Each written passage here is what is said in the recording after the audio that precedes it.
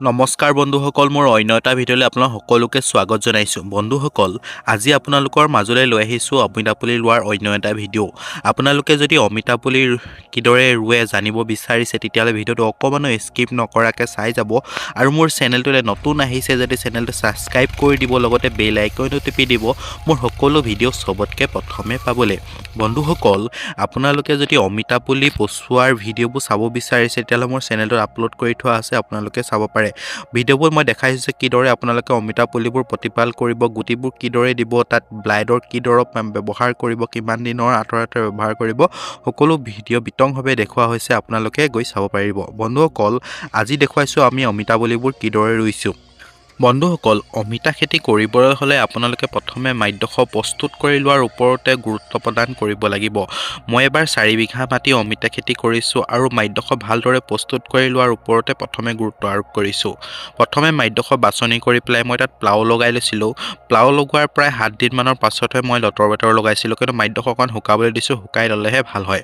বন্ধুসকল, আপোনালোকে লতৰ বেতৰ লগাই মাটিডোখৰ ভালদৰে সমান কৰি লোৱাৰ পাছত প্ৰায় 4 বিঘা মাটিত 4 তেলৰ শুকান গোবৰ ব্যৱহাৰ কৰিব। মই শুকান গোবৰ 4 তেলৰ ব্যৱহাৰ কৰিছোঁ আৰু ভালদৰে শুকান গোবৰবোৰ প্ৰায় 4 বিঘা মাটিতে ছটিয়াই পেলাই আকৌ মই লতৰ বেতৰ লগাই লৈছোঁ। বন্ধুসকল, অমিতা খেতিটো পানী খুব কম প্ৰয়োজন হয়। বেছি পানী হ'লে যিহেতু অমিতা গছবোৰ ৰঙা পৰি আহে, সেয়ে বন্ধুসকল এইবাৰ মই বেডিং ছিষ্টেমত অমিতা খেতি কৰিবলৈ লৈছোঁ। যোৱা বছৰ যিহেতু মই বেডিং ছিষ্টেমত কৰা নাছিলোঁ, সেয়ে মোৰ বহুতো অমিতা গছ ৰঙা পৰি গৈছিলে, যিটো বৰষুণ খুব বেছি হৈছিলে যোৱাবাৰ। এইবাৰ যিটো বৰষুণ বেছি হ'লেই তাৰমানে গছবোৰ ৰঙা পৰি যোৱাত ভয় থাকে, সেয়ে বন্ধুসকল এইবাৰ মই বেডিং ছিষ্টেম কৰি লৈছিলোঁ। মই প্ৰায় বেডিং বনাইছোঁ, ভেটিটো 3 ফুট উচ্চতা আৰু 2টা ভেটিৰ মাজত ব্যৱধান দিছোঁ প্ৰায় 8 ফুট। বন্ধুসকল, এনে কৰিলে খুব সুন্দৰ হয় অমিতা খেতিডৰা, যিহেতু বেছি ঘন হ'লেও প্ৰডাকশ্যন খুব কম দিয়ে। বন্ধুসকল, আপোনালোকে ইমানটো দূৰত্ব ৰাখিলে যথেষ্ট ভাল হ'ব। বন্ধুসকল, অমিতা পুলিবোৰ ৰুওঁতে আপোনালোকে অমিতা পুলিবোৰ যেতিয়া ঘৰৰ পৰা আনিব, তাত আপোনালোকে ব্লাইডৰ স্প্ৰেয়াৰ কৰি আনিব। যিহেতু প্ৰথম ৰুওঁতে অমিতা পুলিবোৰ ব্লাইডৰ ধৰিব পাৰে, সেয়ে আপোনালোকে যদি চাফ ফাংগিচাইড স্প্ৰেয়াৰ কৰি আনে প্ৰথম ৰুবলৈ আনোতে, তেতিয়া আপোনালোকৰ পুলিবোৰ ব্লাইডৰ পৰা বাচি থাকিব। ইয়াৰ পাছতে বন্ধুসকল, অমিতা পুলিবোৰ ৰোৱাৰ বহুতো নিয়ম আছে। আপোনালোকে অমিতা পুলিৰ যিটো গাঁত খান্দিব ৰুবৰ কাৰণে, সেই গাঁতটো যাতে অমিতা পুলিৰ যিটো ঠোঙা থাকে মাটিৰ, সেইটো ভালদৰে যাতে মাটিত সমানকৈ পোত খাই যায়, তেনেদৰে গাঁতটো খান্দিব। যিটো মাটি পচাওঁতে যিটো ঠোঙা পলিথিন আপোনালোকে ভৰাই, সেইটো যেতিয়া ওপৰলৈ যেতিয়া ওলাই থাকিব, তেতিয়া সেই ঠোঙাটো শুকাই যাব আৰু পুলিটোৰ যিটো পানী ধৰি ৰখাৰ যিটো জিপ, সেই জিপটো শুকাই যাব। সেই বন্ধুসকল, আপোনালোকে সেই গোটেই ঠোঙাটো ভালদৰে মাটিত পুতি দিব আৰু তাৰ গাঁতটো যিটো খান্দিব, সেই গোটেই গাঁতটোৰ চাৰিওৰানে আপোনালোকে ভালদৰে গছকি দিব। মই ভিডিঅ'ত দেখুৱাইছোঁ কিদৰে গছকি দিছোঁ আমি।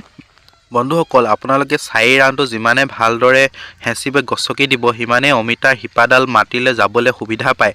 যদি আপোনালোকে এনেকৈ নগছি কৰি পেলাই এনেই মাটি জাপি দি দিয়ে ওপৰত, পুলিটোৰ ভিতৰলৈ যদি আপোনালোকে হাৱা সোমাই থাকে, তেতিয়া সেই পুলিটো গ্ৰোথ কেতিয়াও নলয়। আপোনালোকে 4 ৰাউণ্ডটো ভালদৰে এনেকৈ গছকি দিব। তেতিয়া গছকি দিলে কি হয় যে খুব সোনকালে পুলিটো গ্ৰোথ হৈ উঠে আৰু তোমাৰ সজাল ধৰি উঠিব আৰু পুলিটো সোনকালে বাচি যাব।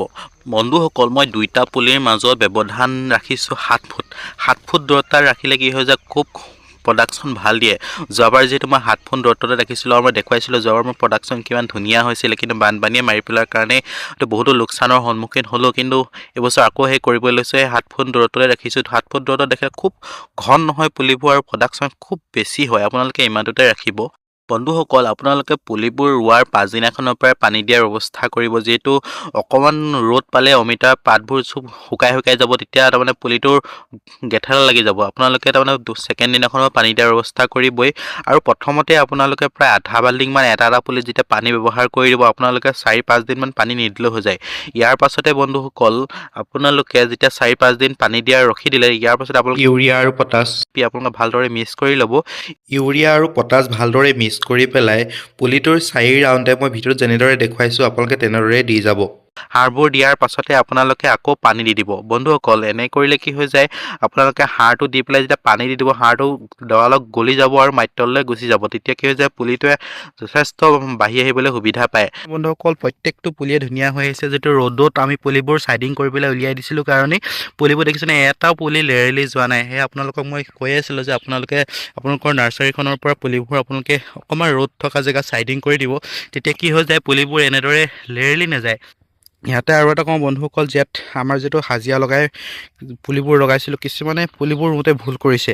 ইয়াত দেখিছে বন্ধুসকল, এই পুলিটো ৰুওঁতে যিটো আপোনালোকৰ পুলি ঠুঙাটো ইয়াত দেখিছেনে, এইটো ওলাই আছে। এই পুলি ঠুঙাটো আপোনালোকে ওলাই থাকিবলৈ নিদিব।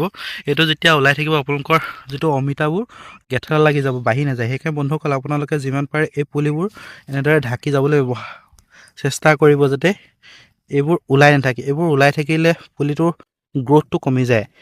বন্ধুসকল, এনেকৈ আমি প্ৰত্যেক বছৰে অমিতা খেতি কৰি আহিছোঁ আৰু অমিতা গছজোপা খুব সোনকালে আমি গ্ৰ' কৰি উঠাইছোঁ। আমি যেতিয়া বহাগৰ লাষ্টলৈ আমি প্ৰডাকশ্যন ষ্টাৰ্ট কৰিমেই, আপোনালোকৰ ভিডিঅ'ত দেখুৱাম। যোৱা বছৰ আমি সেই বহাগৰ লাষ্টলৈকে উলিয়াইছিলোঁ অমিতা, আপোনালোকে ভিডিঅ'টো চাবগৈ পাৰে। সেই বন্ধুসকল, এনেদৰে আপোনালোকে অমিতা খেতি কৰি যাওক আৰু যথেষ্ট লাভ হ'ব। চ' এই ভিডিঅ'টো এইখিনিতে সামৰোঁ। ভিডিঅ'টো ভাল পালে লাইক শ্বেয়াৰ কৰিব আৰু মোৰ চেনেলটো ছাবস্ক্ৰাইব কৰি দিব। ধন্যবাদ।